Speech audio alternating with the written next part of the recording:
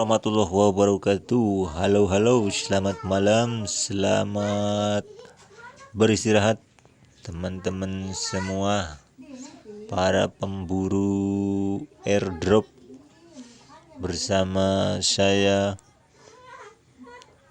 di channel Cuma Receh. Baiklah, kali ini saya akan sedikit mengulas bagaimana untuk bisa mengendalikan harga core ini benar-benar fantastis. Yang perlu digarisbawahi dalam dunia perkriptokurensian, yang utama adalah utilitas. Jadi kegunaan suatu token ini arahnya mau kemana. Semakin banyak kegunaan yang dibuat, maka akan semakin banyak peminat yang tertarik, terutama para investor besar tuh, golongan paus. Dan yang kedua adalah komunitas para pemegang token itu sendiri.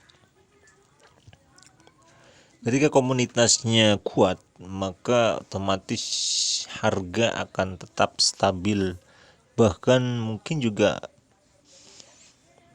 semakin tinggi, dibarengi dengan informasi atau kabar-kabar yang menurut saya bagus untuk core. Itu akan membuat istilah dalam cryptocurrency itu panic buy.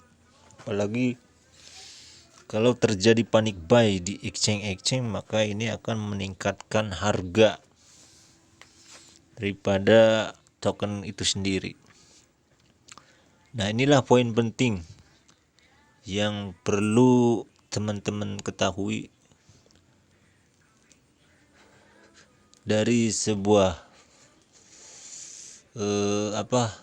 project. Yang jelas project ini menurut saya sih bagus.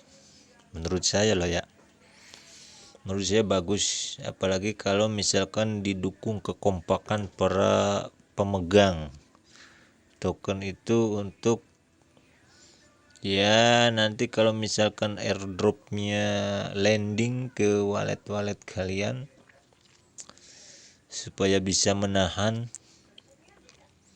atau bahkan larut dalam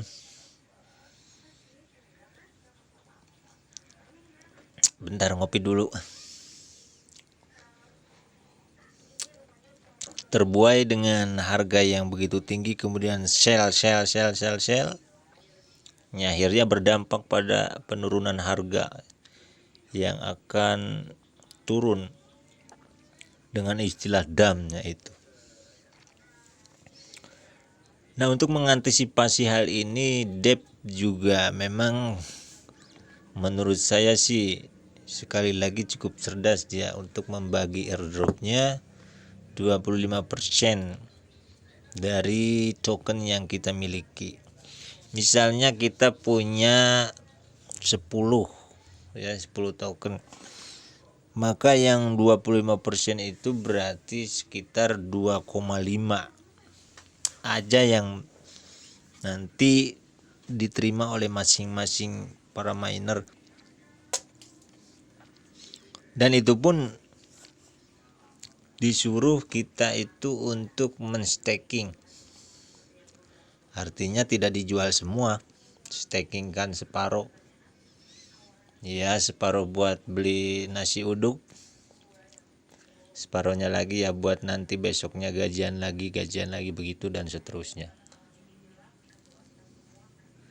Nah, ini akan memperpanjang daripada project ke depannya nanti. Semakin diburu nanti akan semakin meningkat harganya, bahkan ya bisa saja nanti Bitcoin tersaing oleh core ya. Halu ya barangkali. Ya nggak halu juga sih dalam dunia cryptocurrency. Bahkan mungkin core juga akan bisa mendahului dengan cepat ketika terjadi keseimbangan antara tujuan dari utilitas token itu sendiri dan para komunitasnya. Menurut saya sih itu. Nah, kalau kita lihat sejarah, dulu itu banyak token-token itu biasa disebut dengan ICO, itu kita istilahnya beli duluan atau dengan istilah pre-sale. Kita diberi harga untuk membeli sekian token. Nah, nanti kalau kita sudah beli pre-sale, setelah lepas di pasaran, para yang beli pre-sale tadi akan menjual, menyerbu pasar-pasar atau exchange untuk menjual. Akhirnya seketika dam, jatuh sudah. Akhirnya bangkrut. Tapi kalau kepemilikan Bitcoin kan sejarahnya awal-awal dulu itu cuman ya seperti barang tidak berharga, cuman sekedar mainan. Lama-lama memang kebutuhan para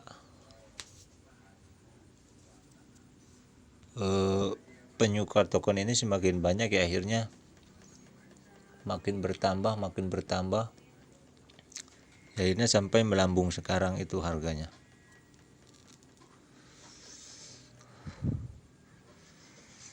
Nah, itulah sekilas barangkali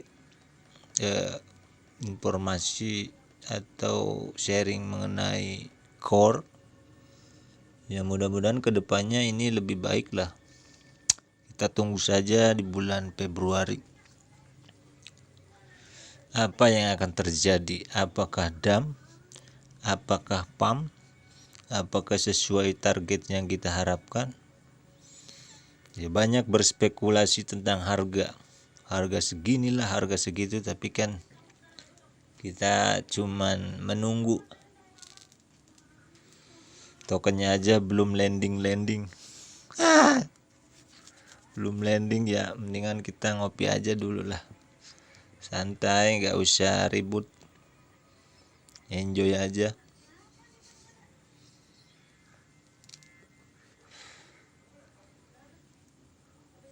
Oke, sekian dulu info dari saya. Dari apa ini, lupa saya channelnya juga, cuma receh ya, ingat cuma receh. Assalamualaikum warahmatullahi wabarakatuh.